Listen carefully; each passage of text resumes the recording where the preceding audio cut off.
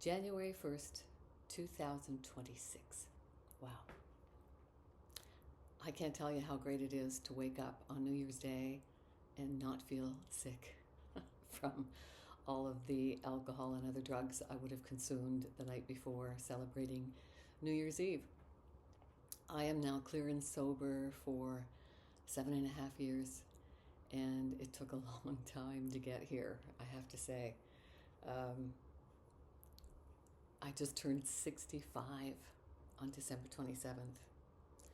And when people say, oh, how does it feel to be 65? I say, it feels exactly the same as it did to turn 25 and 35 and 45 and 55. And it goes really, really fast. So if I had to give my younger self some advice, first thing I would say is don't wait until you're 65 to see the slap in the face you're going to get from the government on Canada Pension. So whatever is coming off your paycheck in Canada Pension, make a commitment to save that in a savings account that's going to get some decent interest. So you can actually see the difference when you do turn 65, that you will actually be able to survive on what you're getting in pensions. Life passes us in the blink of an eye, and I think it's really good as we're heading into a new year for you to, instead of thinking about self-improvement that all the messages are pushing you to do, instead think about self-discovery. Because I think, there's nothing inherently wrong with wanting to improve ourselves, of course, that makes perfect sense, but sometimes that can actually set us up for pitfalls as well. So I think the difference between the self-discovery is about uncovering who you are and what you want for your life. So in our peer support meetings, for instance, we talk a lot about the different tools that we use in SMART, self-management and recovery training. That's what helped me finally get my life back from alcohol and other drugs. And we do specific strategies and techniques and tools. And one of the tools is called the values tool. Sitting down and actually writing down what it is that you value in life. Something that not many of us are ever encouraged to do at any time in our life. What do you want? What do you value?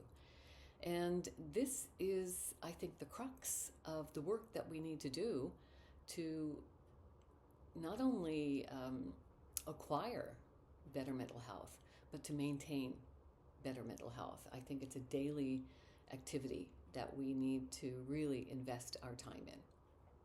So what I'm asking you to do in this year ahead for 2026 is only navigate one day at a time with all the stresses and strains that come with this life that we're in.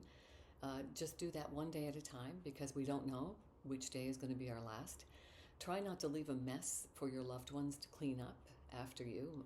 I'm thinking specifically of my own situation when my sister and I were dealing with the loss of our parents. I was living in another country.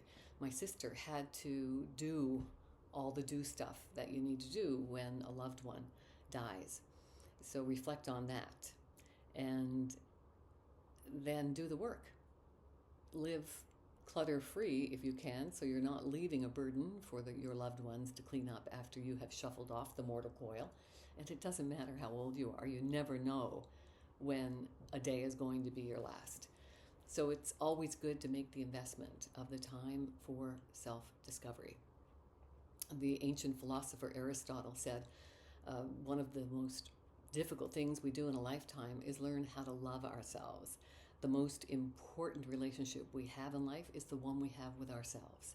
So I'm encouraging you to sit with yourself and feel the discomfort of life and deal with the discomfort of life in healthier ways, instead of turning to the easier, softer way of alcohol and other drugs like I did.